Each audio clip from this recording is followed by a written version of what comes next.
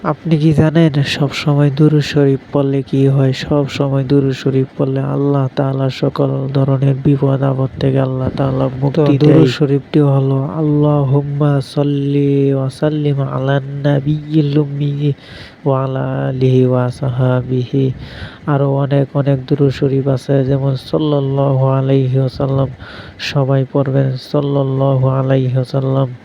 আরো আছে আল্লাহুম্মা সাল্লি আলা মুহাম্মদ, আল্লাহুম্মা সাল্লি আলা মুহাম্মদ। এই ছোট ছোট দুরূদ শরীফগুলা পড়বেন, সব সময় মুখের মধ্যে চালু রাখবেন। আল্লাহ তাআলা